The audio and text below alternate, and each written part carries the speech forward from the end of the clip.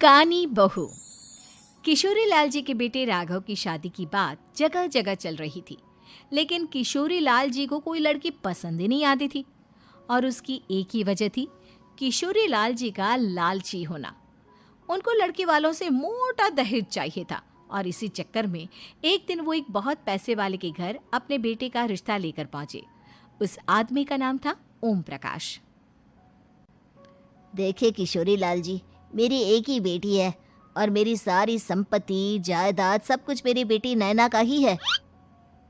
पापा, नाम से लगता है बहुत खूबसूरत होगी। कितना अच्छा नाम है ना, नैना। ओ, वैसे बात तो सही है आपकी। अब इतना पैसा है, जमीन जायदाद है, इकलौती बेटी, आप भी क्या करेंगे? सब कुछ उसे ही देंगे ना। बिल्कुल ठीक पहचाना आपने।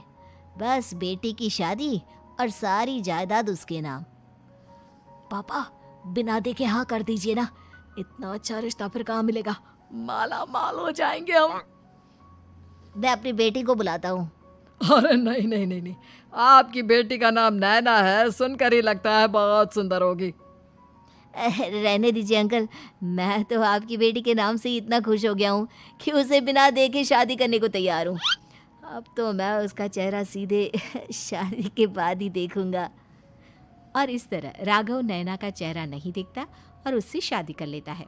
शादी के बाद अपनी सुहाग रात पर जब राघव नैना का घूंघट उठाकर देखता है तो नैना की आंखें बंद थी।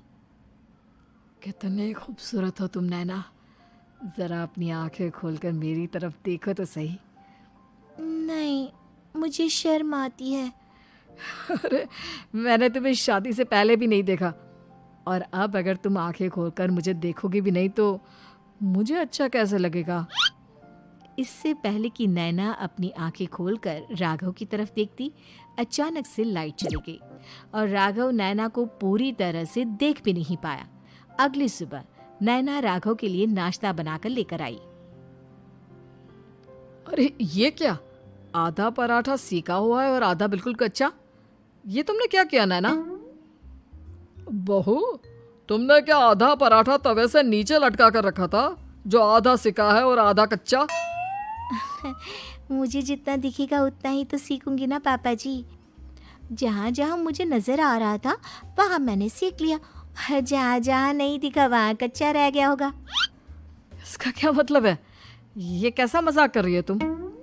अरे बहू, तुमने इतना लंबा घूंघट क्यों लगाया हुआ है? देखो, हमारे घर में बहुओं को बेटी की तरह रखा जाता है, और फिर तुम तो इतना सारा माल लेकर आई हो। देखो, ये घूंघट डालकर रखने की कोई ज़रूरत नहीं है। हाँ नैना, पापा जी ठीक कह रहे हैं, तुम तो आराम से रहो, अपना ही घर समझो। नैना अचानक से अपना घूंघट उठा लेती है। अरे ये क्या पापा, नैना की तो एक आंख फूटी हुई है। नाम से नैना, लेकिन ये तो कानी बहू निकली। मेरे साथ धोखा हुआ है, धोखा। बिना दिखाए अपनी कानी लड़की मेरे संग ब्याह दी। मुझे कानी बीवी नहीं चाहिए। मुझे अभी ओम प्रकाश जी से बात करनी पड़ेगी। आखिर उन्होंने मेरे साथ ऐसा किया क्यों? अरे, आप लोगों ने ही तो पापा से कहा था कि आप लोग शादी से पहले मुझे देखना नहीं चाहते। अब मेरे पापा पर क्यों इल्जाम लगा रहे हैं? अरे लेकिन उन्हें बताना तो चाहिए था ना कि तुम कानी हो, एक आंख से तुम्हें दिखाई नहीं देता। किशोरी लाल और राघव नाराज होकर ओम प्रकाश को अपने घर बुलाते हैं। पापा जी, ये आपने क्या किया? शादी से पहले बताया क्यों नहीं कि नैना की आंखों में परेशानी है? अरे, आप ही ने तो लड़की देखने से मना कर दिया था। अरे लेकिन आप बता तो सकते थे। आपको तो हमारी बेटी की प्रॉपर्टी चाहिए थी, वो भी पूरी की पूरी। अब क्या हुआ अगर उसे आधा दिखाई देता है? प्रॉपर्टी तो आपको पूरी मिल गई ना। अरे ये क्या बात हुई? मेरी शादी प्रॉपर्टी से नहीं, आपकी बेटी से हुई है। अब ये तो पहले सोचना चाहिए था, तब तो मेरी प्रॉपर्टी देखकर तुम्हारी जुबान लप लप आ रही थी। लेकिन मैं कानी लड़की को अपनी बीवी बनाकर नहीं रख सकता। पापा, कुछ करिए ना आप। हाँ, करता हूँ। देखिए ओम प्रकाश जी, आप हमारे साथ ऐसा नहीं कर सकते। और तुम देखो, अगर तुमने मेरी बेटी से शादी तोड़ी ना, तो जो भी प्रॉपर्टी मैंने तुम्हें दी है वो तो पूरी की पूरी वापस ले ही लूँगा, और आधी प्रॉपर्टी तुम्हारी भी लूँगा। अरे मेरी आधी प्रॉपर्टी भला क्यों लेंगे आप? इसलिए क्योंकि मेरी बेटी को आधा नज़र आता है और उसकी नज़र अभी तक तुम्हारी आधी जायदाद पर ही पड़ी है। अब तुम उसे घर से निकालोगे तो कुछ तो लेकर जाएगी ना। और अगर हम आपकी बेटी को अपने घर की बहू बना कर रखे तो? तो तुम्हारी पूरी प्रॉपर्टी तुम्हारी ही रहेगी, और जो मैंने तुम्हें दिया है ना, उसमें से बस मैं आधा लेकर जाऊंगा। अरे लेकिन अब आप अपनी दी हुई प्रॉपर्टी में से आधी वापस क्यों लेकर जाएंगे? अगर मैं आपकी बेटी को अपनी पत्नी बनाकर रखने को तैयार हूं तो? इसलिए ताकि भविष्य में अगर तुम मेरी बेटी को धोखा दो तो उसके पास कुछ तो रहे जो पति का हो। वैसे मेरे पास तो बहुत कुछ है, लेकिन अपने पति की कोई निशानी तो उसके पास होनी चाहिए ना। अब अगर तुमने मेरी बेटी को कानी कहा तो तुम्हें प्रॉपर्टी भी कानी ही मिलेगी, पूरी नहीं। जमाए राजा।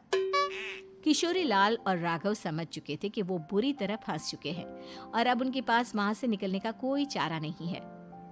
अब समझ में आया ना, लालच बुरी बला होती है। एक तो तुम्हें प्रॉपर्टी मिली, ऊपर से बीवी मिली, उसमें तुम्हें नखरे भी दिखाने हैं। आए बड़े, चुपचाप बैठो दोनों। कुछ दिनों के बाद नैना राघव की कार लेकर बाजार घूमने निकलती है और जब कार लेकर वापस आती है, ये क्या?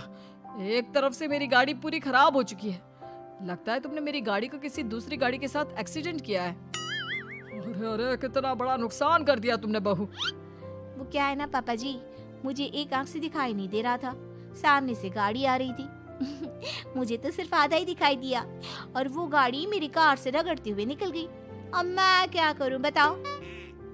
आप इसे ठीक कराने के पैसे कौन देगा? तुम्हारे पापा? तुमने मुझसे इस तरह से बात की? अभी रुको।